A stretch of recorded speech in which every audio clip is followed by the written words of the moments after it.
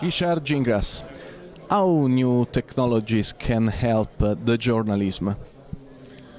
Technology gives us new tools, gives us new capabilities that might be in the ability to present different media forms, to present, say, a 3D model of the area where the calamity occurred.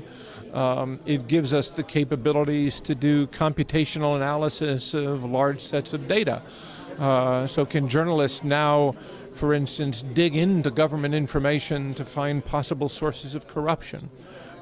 So all of these are new dimensions to journalism and new approaches to how we can help citizens understand the key issues of the day, whether it's because they read an article or watched a video or saw some interesting tables about how, say, energy consumption in one part of the country was growing or receding based on people's efforts to save energy.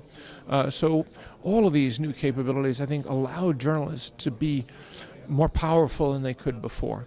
And the fact that the internet is open and accessible allows journalists of every type and stripe to express themselves.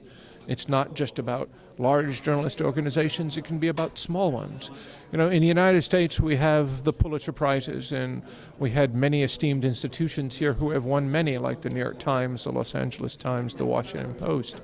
2 years ago, a very small organization called Inside Climate News won a Pulitzer in the United States for their reporting about the energy situation and the environmental situation.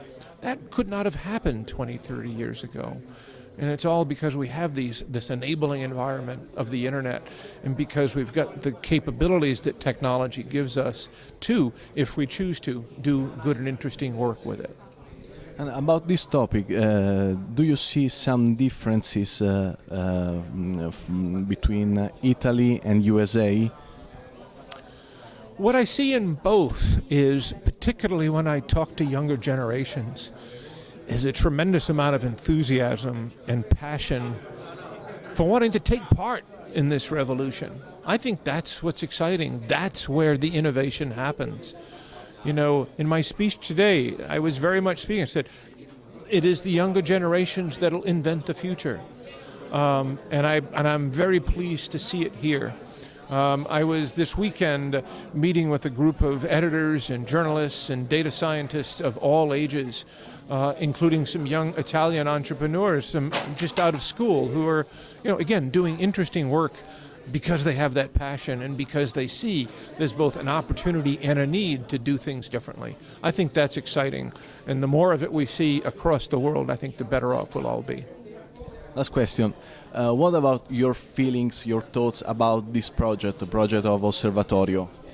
Well, it's important because, again, it's about how do we enable the younger generation to, at basis, at the very foundational level, how do we help them understand media and understand how to analyze all that's being put in front of them by traditional news organizations, by their friends on social networks, by something that someone shared with them via Instagram.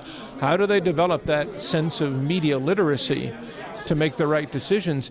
And beyond that, to the extent that we can also use this kind of effort to really stimulate these young people to get involved in journalism, and as I like to think, is really lead us into the future.